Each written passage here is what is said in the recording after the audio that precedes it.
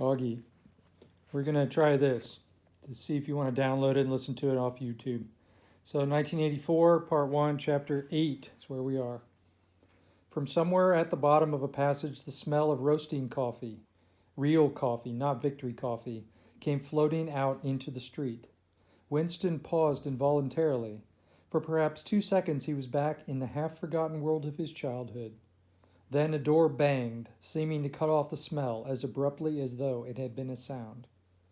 He had walked several kilometers over pavements, and his varicose ulcer was throbbing. This was the second time in 3 weeks that he had missed an evening at the community center. A rash act, since you could be certain that the number of your attendances at the center were carefully checked.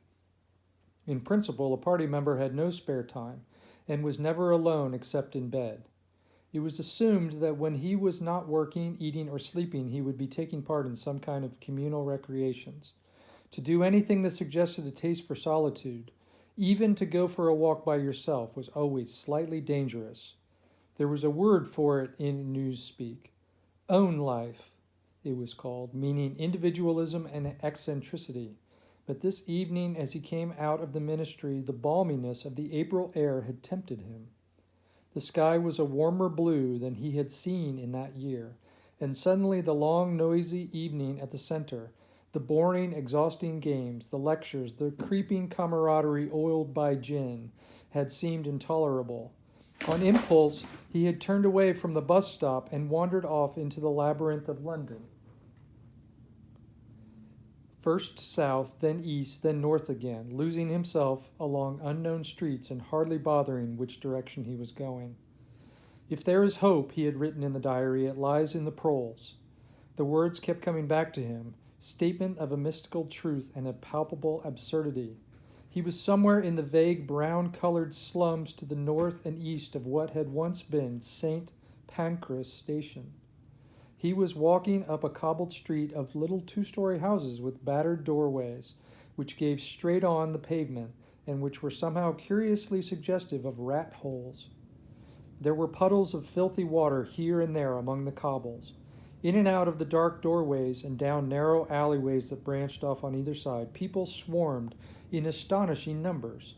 Girls in full bloom with crudely lipstick mouths, and youths who chased the girls, and swollen, waddling women who showed you what the girls would be like in 10 years' time, and old, bent creatures shuffling along on splayed feet, and ragged, barefooted children who played in the puddles and scattered at angry yells from their mothers.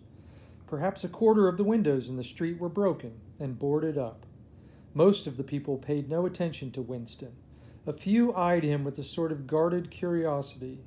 2 monstrous women with brick red forearms folded across their aprons were talking outside of a doorway. Winston caught scraps of their conversation. "Yes, I say to her, that's all very well," I says, "but if you'd been in my place, you'd have done the same as what I'd done. It's easy to criticize," I says, "but you ain't got the same problems what I got." "Ah," said the other, "that's just it. That's just where it is." The strident voices stopped abruptly. The women studied him in hostile silence as he went past. But it was not hostility exactly, merely wariness, a momentary stiffening as at the passing of some unfamiliar animal. The blue overalls of the party could not be a common sight in this street. Indeed, it was unwise to be seen in such places, unless you had definite business there. The patrols might stop you if you happened to run into them. "May I see your papers, comrade? What are you doing here? When time did you leave work? Is this your usual way home?" And so forth. Not that there was any rule against walking home by an unusual route, but it was enough to draw attention to you if the thought police heard about it. Suddenly the whole street was in commotion. There were yells of warning from all sides. People were shooting into the doorways like rabbits. A young woman leapt out of a doorway a little bit ahead of Winston, grabbed a tiny child in the puddle, whipped her apron about it, and leapt back, all in one movement. At the same instant, a man in a concertina-like black suit, who had emerged from a side alley, ran towards Winston, pointing excitedly to the sky. "Steamer!" he yelled. "Look out, governor! Bang overhead! Lay down quick!" Steamer was a nickname for some reason. the proles had given to rocket bombs. Winston flung himself on his face. The proles were nearly always right when they gave you a warning of this kind. They seemed to possess some kind of instinct which told them several seconds in advance when a rocket was coming, although the rocket supposedly traveled faster than sound. Winston clasped his forearms about his head. There was a roar that seemed to make the pavement heave. A shower of light objects pattered onto his back. When he stood up, he found he was covered with fragments of glass from a nearby window. He walked on. The bomb had demolished a group of 2 houses, 200 meters up the street. A black plume of smoke hung in the sky, and below it, a cloud of plaster dust, in which a crowd was already forming around the ruins. There was a little pile of plaster lying on the pavement ahead of him, and in the middle of it he could see a bright red streak. When he got to it, he saw it was a human hand that had been severed at the wrist. Apart from the bloody stump, the hand was so completely whitened as to resemble plaster. He kicked the thing into the gutter and then, to avoid the crowd, turned down a side street to his right. Within 3 or 4 minutes, he was out of the area which the bomb had affected, and the sordid, swarming life of the streets was going on as though nothing had happened. It was nearly 20 hours, and the drinking shops which the proles frequented, they called them pubs, they were choked with customers. From their grimy swing doors, endlessly opening and shutting, there came forth a smell of sawdust, sour beer, and urine. In an angle formed by a projecting house, 3 men were standing close together. The one of them was holding a folded newspaper, and the other 2 were studying it over his shoulders. Even before he was near enough to make out the expression on their faces, he could see they were absorbed in every line. It was obviously some serious piece of news they were reading. He was a few paces away from them when suddenly the group broke up and 2 of the men were in violent altercation. For a moment, they were almost on the point of blows. "Can't you bleeding well listen to what I say? I tell you no number ending in 7 ain't won in 14 months. "Yes, it 'as. "No, it 'as not. Back home, I got the whole lot of 'em for over 2 years, down written on a piece of paper. I takes 'em down regular as a clock. I tell you no number ending in 7. Yes, a 7 as one. I could pretty near tell you the bleeding number. 4 or 7 it ended in. It were in February, 2nd week. February, your grandmother. I got it written down in black and white. I tell you no number. Oh, pack it in, said the old 3rd man. They, of course, were talking about the lottery. Winston looked back when he had gone 30 meters, and they were still arguing with vivid, passionate faces. The lottery, with its weekly payout of enormous prizes, was the one public event that the proles paid serious attention to. It was probable that there were some millions of proles for whom the lottery was the principal reason for remaining alive. It was their delight and their folly. It was their anodyne and their intellectual stimulant. Where the lottery was concerned, even people who could barely read or write seemed capable of intricate calculations and feats of memory. There was a whole tribe of men who made their livings selling amulets, systems, forecasts, and lucky charms. Winston had nothing to do with the running of the lottery, which was managed by the Ministry of Plenty, but he was aware, as was everyone in the party, that the prizes were actually imaginary. Only small sums were paid out, and the winners of the big prizes were non-existent persons. In the absence of any real intercommunication between one part of Oceania and another, this was very easy to arrange. But if there was hope, it lay in the proles. You had to cling upon that. When you put it in words, it sounded reasonable. It was when you looked at the human beings passing you on the pavement that it became an act of faith. The street into which he had turned ran downhill. He had a feeling he had been in this neighborhood before and that there was a main thoroughfare not far. From somewhere ahead there came a din of shouting voices. The street took a sharp turn and then ended in a flight of steps which led down into a sunken alley where a few stall-keepers were selling some tired-looking vegetables. At this moment Winston remembered where he was. The alley led out onto the main street, and down the next turning, not 5 minutes away, where the junk shop was, where he had bought his blank book that became his diary. and a small stationer's shop not far away where he had bought the pen holder and his ink. He paused for a moment at the top of the stairs. On the opposite side of the alley there was a dingy little pub whose windows appeared to be frosted over, but in reality were merely coated with dust. A very old man, bent but active, with white mustaches that bristled forward like those of a prawn, pushed the door and went in. As Winston stood watching, it occurred to him that the old man, who must be close to 80, had already been middle-aged when the revolution happened. He and a few others like him were the last links to the vanquished world of capitalism. In the party itself, there were not many people left whose ideas had been formed before the revolution. The old generation had been wiped out mostly in the great purges of the 50s and 60s, and the few who survived had long ago been terrified into complete intellectual surrender. If there was anyone alive who could give you a truthful account of conditions in the early part of the century, it would be a prole.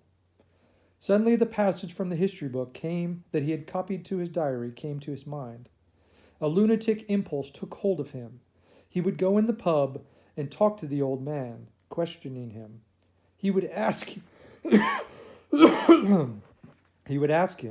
"Tell me about your life when you were a boy. What was it like in those days? Were things better or worse than they are now?" Hurriedly, lest he should have time to become frightened, he descended the steps and crossed the narrow street. It was sheer madness, of course. As usual, there was no definite rule against talking to proles or going to their pubs, but it was too unusual to go unnoticed. If the patrols appeared, he might plead an attack of faintness, but that was not likely that they would believe him. He opened the door, and a hideous cheesy smell of sour beer hit him in the face. As he entered, the din of voices dropped to about half its volume. Behind his back, he could feel everyone eyeing his blue overalls. A game of darts, which was going on at the under end of the room, interrupted for perhaps as much as 30 seconds. The old man who he had followed was standing at the bar, having some kind of altercation with the barman. A large, stout, hook-nosed young man with enormous forearms. A knot of others were standing around watching the scene. "I asked you civil enough, didn't I?" said the old man, straightening his shoulders pugnaciously. "You telling me you ain't got a pint mug in the old bleeding boozer?" "And what in hell's name is a pint?" said the barman, leaning forward with the tips of fingers on the counter. "'Ark at him, calls himself a barman and doesn't know what a pint is. Why, a pint's the half of a quart, and there's 4 quarts to the gallon. I have to teach you next the ABCs. "Never heard of 'em," said the barman. "Liter and half liter, that's what we serve. Look at the glasses on the shelf." "I like a pint," said the old man. He was persisting. "You could a drawed me a pint off easy enough. We didn't have these bleeding liters when I was a young man." "When you were a young man, we were all living in trees," said the barman, looking around at the other customers. There was a shout of laughter and uneasiness caused by Winston's entry that seemed to disappear. The old man's white stubbled face had flushed pink. He turned away, muttering to himself, and bumped into Winston. Winston caught him by the arm and said, "May I offer you a drink?" "Oh, you're a gent," said the other. "A pint," he said aggressively to the barman. "Pint of wallop." The barman swished 2 half-liters of dark brown beer into thick glasses, which he had rinsed in a bucket under the counter. Beer was the only drink you could get in the prole pubs. They were supposed not to drink gin, although in practice they probably could get hold of it easily enough. The game of darts was back in full swing, and the knot of men at the bar had again been talking about lottery tickets. Winston's presence was forgotten for a moment. There was a deal table under the window where he and the old man could talk without being overheard. It was horribly dangerous, but at any rate there was no telescreen in the room. He made a point to look for one when he came in. "He could have drawed off me a pint," grumbled the old man. "A half-liter ain't enough. It don't satisfy. And it only does too much. It starts my bladder running, let alone the price." "You must have seen great changes since you were a young man," said Winston. The old man's pale blue eyes moved from the dartboard to the bar, and from the bar to the door of the gents' room, as though it were in the bar room that he expected the changes to have occurred. The beer was better, he said, and cheaper. When I was a young man, mild beer, wallop we used to call it, was 4 pence a pint. Before the war, of course. Which war was that? Said Winston. It's all wars, said the man vaguely. He took up his glass, and his shoulders straightened again. Is wishing you the best of health. In his lean throat, the sharp-pointed Adam's apple made a surprisingly rapid up-and-down movement, and the beer vanished. Winston went to the bar and came back with 2 more half-liter glasses. The old man appeared to have forgotten his prejudice against drinking a full liter. You are very much older than I am, said Winston. You must have been a grown man before I was born. You can remember what it was like in the old days, before the Revolution. People of my age don't really know about those times. We can only read them in the books, and maybe the books aren't true. I should like your opinion on that. The history books say that life before the Revolution was different, with oppression, injustice, and poverty worse than anything we can imagine. Here in London, a great mass of people never had enough to eat from birth to death. Half of them hadn't even boots on their feet and worked 12 hours a day. They left school at 9 and slept 10 to a room. And at the same time, there were very few people, only a few thousands. The capitalists, they were called. They were rich and powerful. They owned everything that there was to own, living in great, gorgeous houses with 30 servants. They rode about in motor cars and with 4-horse carriages and drank champagne and wore top hats. The old man brightened suddenly. Top hats? Funny you should mention him. The same thing came into my head only yesterday. I don't know why, I was just thinking. I ain't seen a top hat in years. Gone right out there, they have. The last time I wore one was at my sister-in-law's funeral. That was, I can't give you the date, but it must have been 50 years ago. Of course, it was only hired for the occasion, you understand. It isn't very important about top hats, said Winston. The point is, these capitalists and a few lawyers and priests and so forth were the lords of the earth. Everything existed for their benefit. You, ordinary person and workers, were the slaves. They could do what they liked with you. They could ship you to Canada like cattle. They could sleep with your daughters if they choose. They could order you to be flogged with something called cat or nine-tails. You had to take your cap off when you passed them. Every capitalist went around with a gang of lackeys who... The old man brightened again. Lackeys, he said. Now there's a word I ain't heard ever so long. Lackeys. That regular takes me back, it does. I recollect, a donkey's year ago. I used to sometimes go to Hyde Park on a Sunday afternoon to hear the blokes making speeches. Salvation Army, Roman Catholic, Jews, Indians, all sorts there was.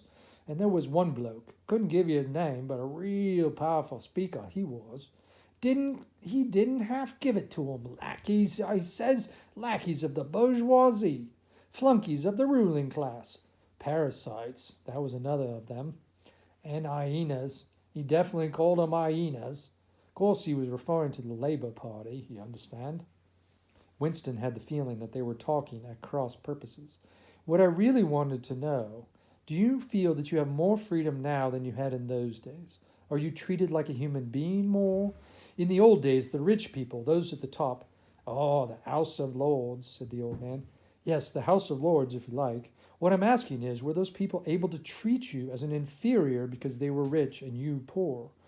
Or is it a fact that you had to call them sir and take off your cap when you passed them? The old man thought deeply and drank off a quarter of his beer before he answered. Yes, he said, they liked you to touch your cap to 'em. It showed respect. I didn't agree with it myself, but I done it. I had to, as you might say. And was it usual, I'm only quoting from what I've read in the history books, was it usual for these people and their servants to push you off the pavement in the gutter?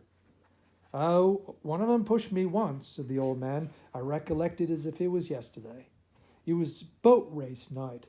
Terribly rowdy they used to get on boat race night. And I bumps into a young bloke on Shaftesbury Avenue.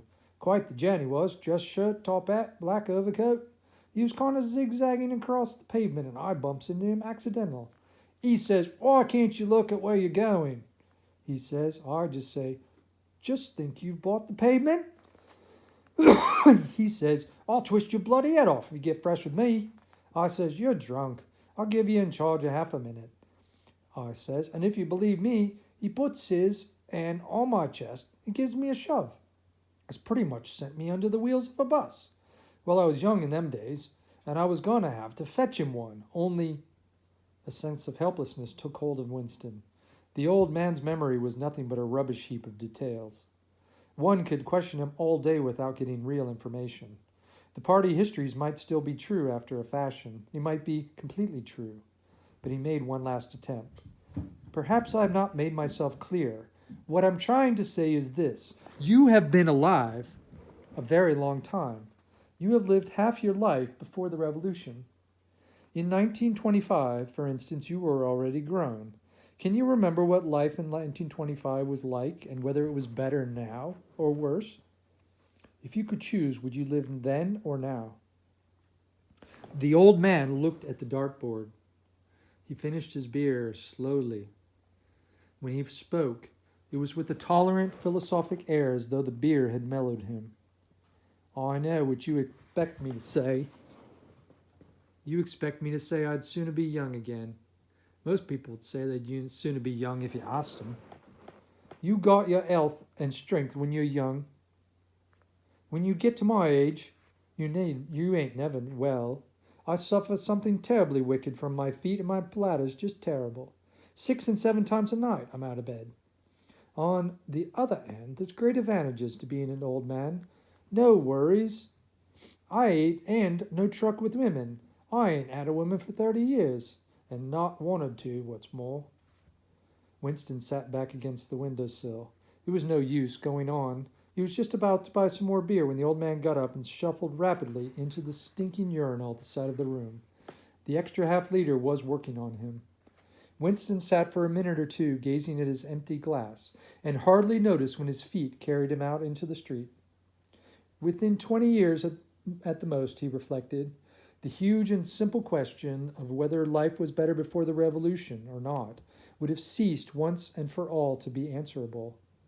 But in effect, it was unanswerable even now, since the few scattered survivors from the ancient world were incapable of comparing one age with another. They remembered a million useless things: a quarrel with a workmate, a hunt for a lost bicycle pump, the expression of a long-dead sister's face, the swirls of dust on a windy morning 70 years ago, but all the relevant facts were outside the range of their vision. They were like the ant, which can see small objects but not large ones. And when memory failed and written records were falsified, when that happened, the claim of the party to have improved the conditions of human life had to be accepted, because there did not exist a standard on which it could be tested. At this moment, his train of thought stopped abruptly. He halted and looked up. He was in a narrow street with a few dark little shops interspersed among dwelling houses. Immediately above his head there hung 3 discolored metal balls, which now looked as if they had once been gilded. He seemed to know the place. Of course, he was standing outside of the junk shop where he had bought the diary. A twinge of fear went through him. He had been a sufficiently rash act. It had been a sufficiently rash act to buy the book at the beginning, and he had sworn never to come back. And yet, the instant he had allowed his thoughts to wander, his feet had brought him back here of their own accord. It was precisely against suicidal impulses of this kind that he had hoped to guard himself by opening the diary. At the same time, he noticed that although it was nearly 21 hours, the shop was still open. With the feeling that he would be less conspicuous inside than hanging about on the pavement, he stepped into the doorway. If questioned, he would say that he was looking for razor blades. The proprietor had just lighted a hanging oil lamp which gave off an unclean but friendly smell. He was a man of perhaps 60, frail and bowed, with a long, benevolent nose and mild eyes distorted by thick spectacles. His hair was almost white, but his eyebrows were bushy and still black. His spectacles, his gentle, fussy movements, and the fact that he was wearing an aged jacket of black velvet gave him a vague air of intellectuality, as though he had been some kind of literary man or maybe a musician. His voice was soft, as though faded, and his accent less debased than that of the majority of proles. "I recognize you on the pavement," he said. You're the gentleman that bought the young lady's keepsake album. A beautiful bit of paper that was. Cream laid, used to be called. There's been no paper like that, at least made, for 50 years. He peered at Winston over the top of his spectacles. Is there anything special I can do for you, or did you just want to look? I was just passing, said Winston. I'd looked in. I don't want anything in particular.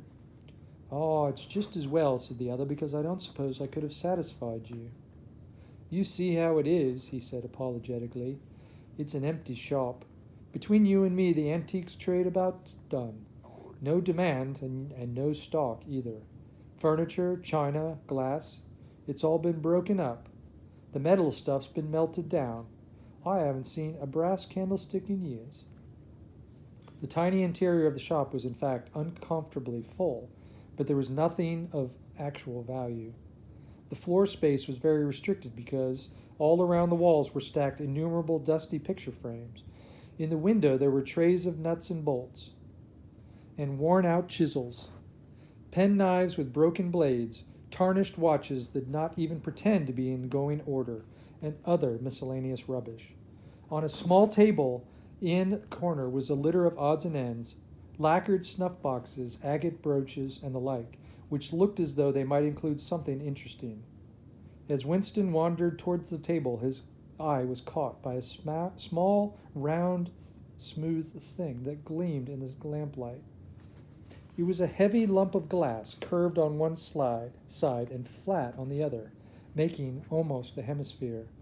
There was a particular softness, as of rainwater, in both the water and texture.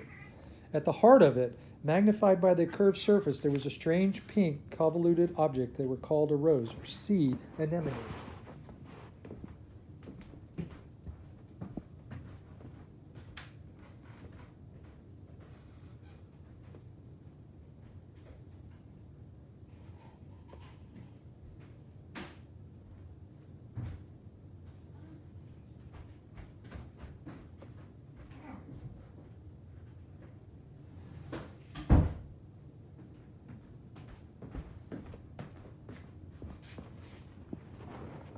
Sorry for the delay. That was Nando being a butt.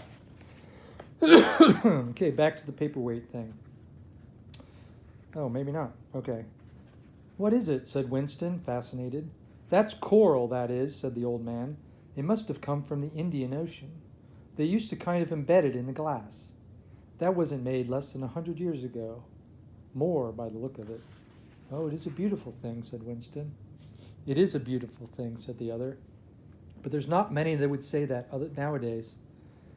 Now, if it so happened that you wanted to buy it, it would be $4. I can't remember when a thing like that would have fetched £8, and £8 was, well, it was a lot of money. But who cares about genuine antiques, even the few that's left? Winston immediately paid the $4 and slid the coveted thing to his pocket. What appealed to him about it was not so much its beauty as the air it seemed to possess of belonging to an age quite different from the present one. The soft, rain-watery glass was not like any glass he had ever seen. The thing was doubly attractive because of its apparent uselessness, although he could guess that it had once been intended as a paperweight. It was very heavy in his pocket, but it didn't make much of a bulge, fortunately.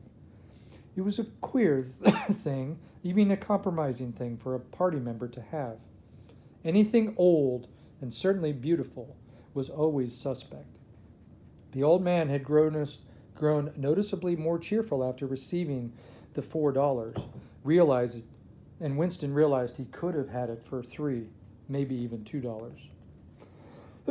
There's another room upstairs that you might want to look at, said the man.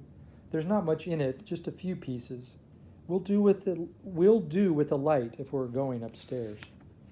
He lit another lamp and, with bowed back, led the way slowly up the steep and worn stairs and along a tiny passage into a room which did not give on the street but looked out on a cobbled yard and a forest of chimney pots. Winston noticed that the furniture was still arranged as though the room were meant to be lived in. There was a strip of carpet on the floor, a picture or two on the walls, and a deep, slatternly armchair drawn up to the fireplace. An old-fashioned glass clock with a 12-hour face was ticking away on the mantelpiece. Under the window, and occupying nearly a quarter of the room, was an enormous bed with the mattress still on it. "We lived here till my wife died," said the old man, half apologetically. "I'm selling the furniture off, a little by a time. Now that's a beautiful mahogany bed, or at least it would be if you could get the bugs out. But I dare say you'd find it a bit cumbersome." He was holding the lamp high, so as to illuminate the whole room, and in the dim, warm light, the place looked curiously inviting. The thought flitted through Winston's mind that it would probably be quite easy to rent the room for a few dollars a week if he dared. It was a wild, impossible notion to be abandoned as soon as he thought of it. But the room had awakened in him a sort of nostalgia, an ancestral memory. It seemed to him that he knew exactly what it felt like to sit in a room like this, in an armchair beside an open fire, with your feet in the fender and a kettle on the hob, utterly alone, utterly secure, and nobody watching. No voice pursuing you. No sound except the singing of the kettle and the ticking of the clock. "There's no telescreen," he could not help murmuring. "Ah," said the old man, "I never had one of those things, too expensive. I never seemed to feel the need of it somehow. Now that's a nice gate-leg table in the corner there, although of course you'd have to put a few new hinges on it if you wanted to use the flaps." There was a small bookcase in the other corner, and Winston had already gravitated towards it. It contained nothing but rubbish. The hunting down and destruction of books had been done with the same thoroughness in the Proul quarters as everywhere else. It was very unlikely that there existed anywhere in Oceania a copy of a book printed earlier than 1960. The old man, still carrying the lamp, was standing in front of a picture in a rosewood frame which hung on the side of the fireplace, opposite the bed. Now, if you happen to be interested in old prints at all, Winston came across to examine the picture. It was a steel engraving of an oval building with rectangular windows and a small tower in front. There was a railing running around the building, and at the rear end there was what appeared to be a statue. Winston gazed at it for some moments. It seemed familiar, although he did not remember the statue. "The frame's fixed to the wall," said the old man, "but I could unscrew it for you, I say." "I know that building," said Winston. "It's a ruin now. It's in the middle of the street outside the Palace of Justice." "That's right," said the old man, "outside the law courts. It was bombed many years ago. It was a church at one time, St. Clement's Dane." He smiled apologetically, and as though conscious of saying something slightly ridiculous, added, "Oranges and lemons, say the bell of St. Clement's." "What's that?" said Winston.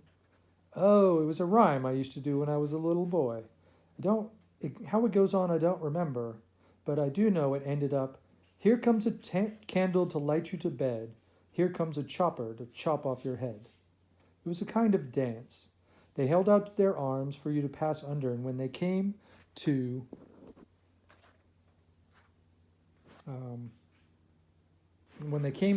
here comes a chopper to chop off your head, they brought down their arms and down and caught you." I have to plug in my phone just a second.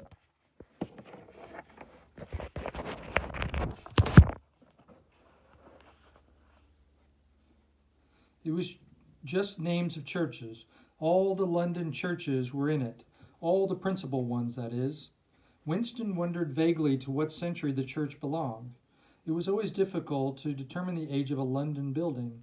Anything large and impressive, if it was reasonably new in appearance, was automatically claimed to having been built since the Revolution, while anything that was obviously of earlier date was ascribed to some dim period called the Middle Ages. The centuries of capitalism were held to have produced nothing of value. One could not learn the history of architecture any more than one could learn it from books. Statues, inscriptions, memorial stones, names of streets, everything had been systemically altered. "I never knew it had been a church," he said. "There's not a lot of them left, really," said the old man. "They've been put to other uses. Now, how did that rhyme go? Oh, I've got it. Oranges and lemons, say the bells of St. Clemens. You owe me 3 farthings, say the bells of St. Martin's. There, now that's as far as I can get. A farthing, that was a small copper coin. It looked like a cent. Where was St. Martin's? Said Winston. St. Martin's? Oh, that's still standing. It's in Victory Square alongside the picture gallery. A building with a kind of triangular porch and pillars in front, and a big flight of steps. Winston knew that place. It was the museum used for propaganda displays of various kinds, scale models of rocket bombs and floating fortresses, waxwork tableaus illustrating enemy atrocities, and the like. St. Martin's in the Fields, it used to be called, said the old man, although I don't recollect any fields in those parts. Winston did not buy the picture. It would have been an even more incongruous possession than the glass paperweight, and impossible to carry home, unless it was taken out of its frame. But he lingered for some minutes talking to the old man, whose name, he discovered, was not Weeks, as one might have gathered from the inscription on the front of the store, but Charrington. Mr. Charrington was a widower of 63 years and had inhabited this shop for 30. Throughout that time he had been intending to alter the name over the window, but had never quite got to the point of doing it. All the while that they were talking, the half-remembered rhyme kept running through Winston's head. Oranges and lemons, say the bells of St. Clemens. You owe me 3 farthings, said the bell of St. Martin's. It was curious, but when you said it to yourself, it had the illusion of actually hearing bells, the bells of a lost London that had existed somewhere, disguised and forgotten. From one ghostly steeple after another, he seemed to be hearing them pealing forth. Yet, so far as he could remember, he had never in real life heard church bells. He got away from Mr. Charrington and went down the stairs alone, so as not to let the old man see him reconnoitering the street before stepping out of the door. He had already made up his mind that after a suitable interval, a month or so, he would risk visiting the shop again. It was perhaps not more dangerous than shirking an evening at the center. The serious piece of folly had been to come back here in the first place, after buying the diary, and without knowing whether the proprietor of the shop could be trusted. However, he thought again that he would come back. He would buy further scraps of rubbish. They were beautiful. He would buy the engraving of St. Clement's Dane and take it out of its frame and carry it home, concealed under his jacket. He would drag the rest of the poem out of Mr. Charrington's memory. Even the lunatic project of renting the room upstairs flashed momentarily in his mind. Perhaps 5 seconds of exultation made him careless, and he stepped out onto the pavement without so much as a preliminary glance out the window. He had even started humming the tune. Oranges and lemons, say the bells of St. Suddenly his heart seemed to turn to ice and his bowels water. A figure in blue overalls was coming down the pavement, not 10 meters away. It was the girl from fiction department with the dark hair. The light was failing, but there was no difficulty in recognizing her. She looked him straight in the face and then walked on quickly as though she had not seen him. For a few seconds, Winston was too paralyzed to move. Then he turned to the right and walked heavily away, not noticing for the moment that he was going in the wrong direction. At any rate, one question was settled. There was no doubting any longer that the girl was spying on him. She must have followed him, because it was not credible that by pure chance that she would have happened to walk on the same evening up the same street, kilometers distant from any quarter where party members lived. This was too much of a coincidence. Whether she was really an agent of the thought police or an amateur spy, it hardly mattered. It was enough that she was watching him. Probably she had seen him in the pub. It was an effort to walk. The lump of glass in his pocket banged against his thigh at each step, and he was half-minded to just take it out and throw it. The first thing was the pain in his belly. For a couple of minutes he had the feeling that he would die if he did not reach a lavatory soon. But there would be no public lavatories in a quarter like this. Then the spasm passed, leaving a dull ache. The street was a blind alley. Winston halted, stood for several seconds, wondering what to do, and then turned around and began to retrace his steps. As he turned, it occurred to him that the girl had only passed him 3 minutes ago, and that by running he could probably catch up with her. He could keep her on track until they were in some quiet place, and then he could bash her in the skull with a cobblestone. The piece of glass in his pocket would be heavy enough for the job, in fact. But he abandoned the idea immediately because even the thought of making a physical effort was unbearable. He couldn't run and he could not strike a blow.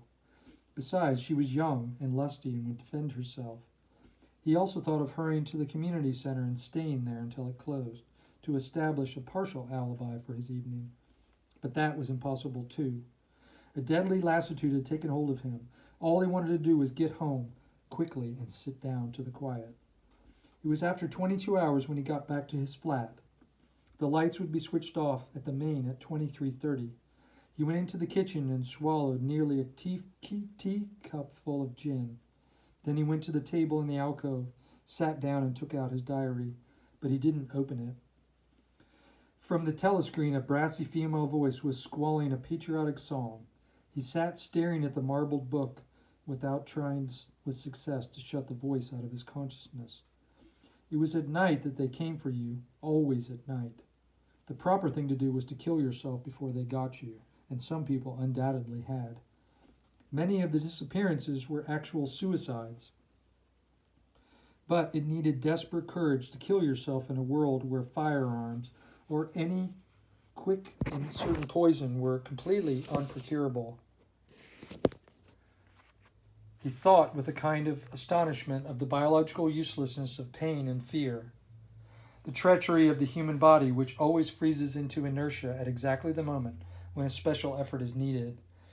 He might have silenced the dark-haired girl if only he had acted quickly enough, but precisely because of the extremity of his danger, he had lost the power to act. It struck him that in moments of crisis one is never fighting against the external enemy but against your own body. Even now, in spite of the gin, the dull ache in his belly made consecutive thought impossible. And it is the same, he perceived, in all seemingly heroic or tragic situations.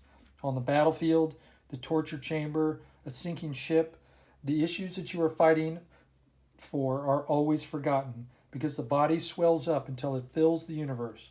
And even when you are not paralyzed by fright or screaming with pain, life is a moment-to-moment struggle against hunger, cold, sleeplessness, a sour stomach, or an achy tooth. He opened the diary. It was important to write something down. The woman on the telescreen had started a new song. Her voice seemed to stick into his brain like jagged splinters of glass. He tried to think of O'Brien, for whom or to whom the diary was written, but he began thinking of the thing that would happen to him after the thought police took him away.